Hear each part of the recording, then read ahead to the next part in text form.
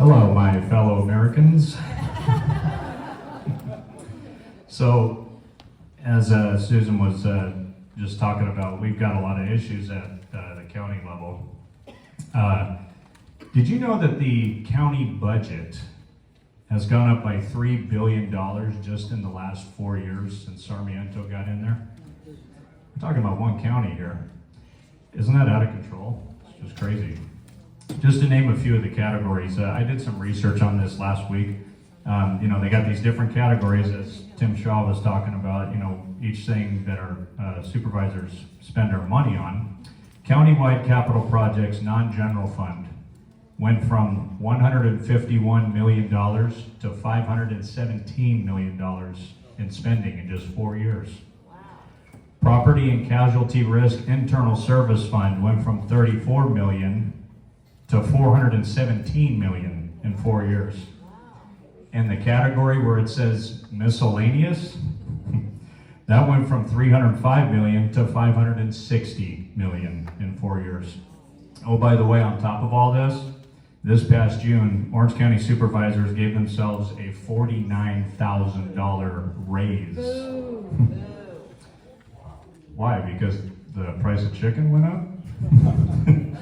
So, right, yeah, the eggs.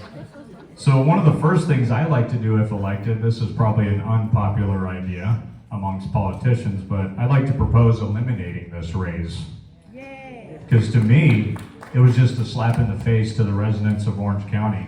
They already got paid a good amount of money. It was like $200,000 a year before benefits. So I can't come up here tonight and say I'm running for Orange County Supervisor without talking about the Voters' Choice Act. We've got to get rid of it. The reasons that our county supervisors wanted to get us in it was because they said our election equipment was outdated, they wanted faster results, and they wanted more voter participation. Well, I got news for you. None of that was true, or came true. In-person voting locations were reduced from 1,100 neighborhood sites on election day down to just 66 centralized vote centers for this year's Prop 50 special election. Now, I'm a neighborhood voting kind of guy. I think that we need to bring that back for a lot of different reasons. So this kind of stuff irritates me. Administrative costs to conduct a general election increased over $5 million. New equipment contracts with Hart InterCivic cost $15.3 million. $948,000 a year for maintenance costs. In-person votes, extended voting, changed from one-day staff of volunteer workers on election day to paid workers costing $2 million. Unsecured drop boxes for a whole month, got to hire truck rentals to retrieve ballots. The Voters' Choice Act also allows ballots to be cast in other counties, which must be sorted and returned between counties after election day. Mail-in ballots counted for 7 days past election day. The list goes on, and the spending on this is simply outrageous.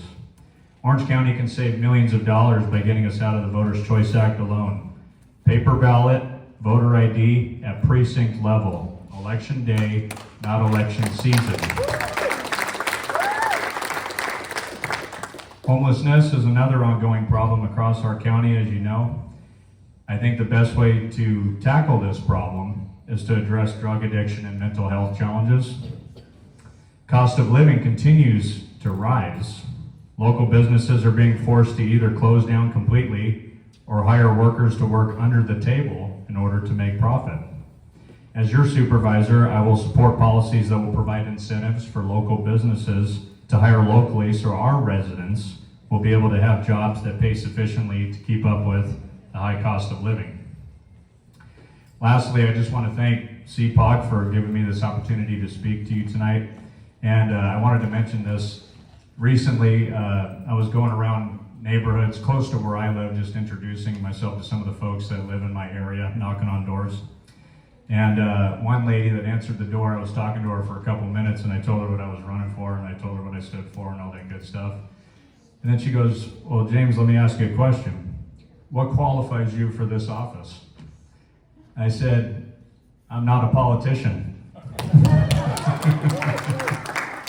So you can go to Wallace4OC.com. That's Wallace, the number 4OC.com, and you can find me on YouTube under my name. If you haven't already done so, I do a podcast called The Cal Report, Cal like California. I like to put out videos pretty frequently just to keep everybody informed about what's going on lately.